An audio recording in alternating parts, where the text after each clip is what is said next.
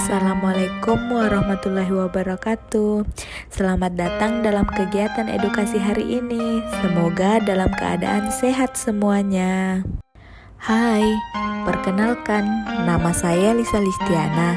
Saya mahasiswa dari Universitas Mega Reski Makassar. Dalam edukasi kali ini, kita akan membahas tentang metode kontrasepsi IUD atau biasa dikenal dengan AKDR, alat kontrasepsi dalam rahim. Sebelum membahas kontrasepsi IUD atau AKDR, kita harus mengetahui apa itu konsep keluarga berencana. Menurut WHO, keluarga berencana ialah tindakan yang membantu suatu individu atau suatu pasangan suami istri untuk menghindari kelahiran yang tidak diinginkan, mendapatkan kelahiran yang diinginkan, mengatur interval di antara kelahiran, mengontrol waktu saat kelahiran dalam suatu hubungan suami istri, dan menentukan jumlah anak dalam keluarga. Hindari 4T dalam kehamilan: menikah terlalu muda, hamil terlalu tua, terlalu dekat jarak anak, dan terlalu banyak anak. Berdasarkan jangka waktunya, metode kontrasepsi terbagi menjadi dua: metode kontrasepsi jangka panjang dan metode kontrasepsi non-jangka panjang. Metode kontrasepsi jangka panjang seperti implan atau susuk, alat kontrasepsi dalam rahim AKDR atau IUD, metode operasi pria atau MOP, dan metode operasi wanita atau MO yang biasa dikenal dengan sebutan tutup kandungan. Metode kontrasepsi non-jangka panjang seperti kondom, pil, suntik, dan metode kontrasepsi lainnya. Selanjutnya, kita akan membahas metode kontrasepsi jangka panjang. MKJP ialah metode kontrasepsi yang masa kerjanya lama dan mempunyai efektivitas tinggi terhadap pencegahan kehamilan yang terdiri dari susuk atau implan, AKDR atau IUD, MOP, dan MO. Berdasarkan data yang kami peroleh dari BKKBN Kabupaten Pangkep pada tahun 2022, menunjukkan bahwa Kabupaten Pangkep memiliki jumlah cakupan peserta KB aktif wanita usia subur sebanyak 27.205. Berdasarkan jenis alat kontrasepsi, cakupan peserta KB aktif didominasi oleh metode kontrasepsi jangka pendek, seperti suntik dengan presentasi 65,4% dan pil 18,1%. Sedangkan metode kontrasepsi jangka panjang seperti implan memiliki presentasi 8,1%, IUD 3,9%, MO 3,4%, dan MOP 0,05%. Selanjutnya, dari hasil data yang didapatkan dari profil Puskesmas Kalabirang tahun 2022 menunjukkan bahwa wilayah Puskesmas Kalabirang memiliki jumlah cakupan peserta KB aktif wanita usia subur sebanyak 2.244 orang. Berdasarkan jenis alat kontrasepsi, cakupan peserta KB aktif didominasi oleh metode kontrasepsi jangka pendek, yaitu suntik dengan presentasi 48,47% dan pil 28,36%. Sedangkan metode kontrasepsi jangka panjang seperti implan memiliki presentasi 6,25%, IUD 1,37%, dan MO 0,56%. Apakah yang dimaksud dengan kontrasepsi IUD? Kontrasepsi IUD adalah alat kontrasepsi dalam rahim atau intrauterine device. Merupakan alat kontrasepsi yang dipasang di dalam rahim dengan menjepit kedua saluran yang menghasilkan sel telur sehingga tidak terjadi pembuahan. IUD itu sendiri terdiri dari bahan plastik polietilena dan berbentuk menyerupai huruf T yang diletakkan di dalam rahim.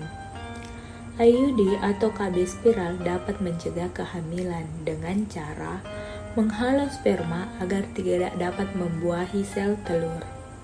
IUD yang terbuat dari tembaga dan dapat bertahan selama 10 tahun di dalam rahim. Selanjutnya, kita akan membahas jenis-jenis AKDR atau IUD. Yang pertama, chopper T. Jenis ini berbentuk huruf T yang terbuat dari polietilen yang bagian vertikalnya diberi lilitan kawat tembaga halus. Lilitan tembaga ini memiliki efek anti-fertilitas yang cukup baik. Yang kedua, chopper 7. Berbeda dengan chopper T, jenis IUD ini memiliki bentuk seperti angka 7, di mana memiliki ukuran diameter batang vertikal 32 mm dan lilitan kawat tembaga dengan luas permukaan 200 mm kuadrat. Yang ketiga, multilot. Jenis ini terbuat dari polietilen dengan dua tangan kanan dan kiri, berbentuk seperti sayap yang fleksibel. Jenis ini memiliki panjang 3,6 cm dari atas hingga bawah, dan lilitan kawat tembaga memiliki luas permukaan 256 mm kuadrat atau 375 mm kuadrat. Multilot memiliki 3 ukuran, yaitu standar, small, dan mini. Yang keempat, Novate atau alat kontrasepsi spiral yang berlapis tembaga. Alat kontrasepsi spiral jenis ini bisa bertahan hingga 10 tahun sejak pemasangannya. Cara kerjanya adalah dengan melepaskan unsur tembaga secara perlahan-lahan untuk menghalangi sperma mencapai sel telur. Yang kelima, levonorgestrel. Alat kontrasepsi darurat adalah preparat hormon yang digunakan untuk mencegah kehamilan. Levonorgestrel ditempatkan di dalam rahim, di mana secara perlahan melepaskan hormon untuk mencegah kehamilan.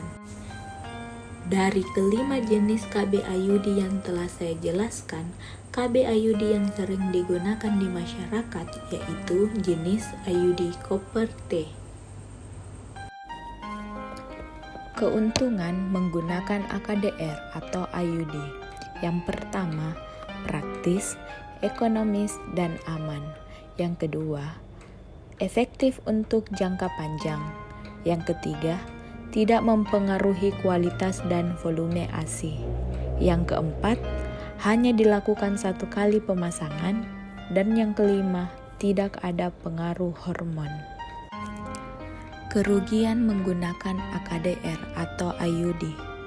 Yang pertama, rentan terjadinya perubahan siklus haid. Yang kedua, adanya rasa nyeri setelah pemasangan. Yang ketiga, tidak dapat mencegah IMS dan HIV atau AIDS. Yang keempat, prosedur medis dilakukan dalam pemasangan AKDR atau IUD. Yang kelima, klien tidak dapat melepas AKDR sendiri. Dan yang keenam, harus sering memeriksa posisi benang AKDR atau IUD. Ada beberapa efek samping yang terjadi pada pengguna AKDR atau IUD. Yang pertama, adanya pengeluaran bercak darah. Yang kedua, perubahan siklus haid. Yang ketiga, tidak adanya tanda-tanda haid. Yang keempat, munculnya rasa sakit pada saat haid. Yang kelima, pendarahan yang berlebihan selama haid. Dan yang keenam, terjadinya pendarahan setelah berhubungan seksual. Selanjutnya, proses pemasangan IUD. Proses pemasangan IUD dapat dipasang dalam keadaan yang pertama, sewaktu haid sedang berlangsung, dan yang kedua, sewaktu postpartum. Menurut BKKBN tahun 2003, kunjungan ulang setelah pemasangan IUD dapat dilakukan 1 minggu pasca pemasangan, yang kedua 2 bulan pasca pemasangan, dan yang ketiga setiap 6 bulan berikutnya. Setelah itu, kita dapat melakukan kunjungan 1 tahun sekali. Bila terdapat keluhan seperti terlambat haid 1 minggu dan pendarahan banyak serta tidak teratur, kita dapat segera melakukan kunjungan ulang. Terima kasih sudah berpartisipasi dalam kegiatan hari ini. Wabillahi taufik wal hidayah. Wassalamualaikum warahmatullahi wabarakatuh.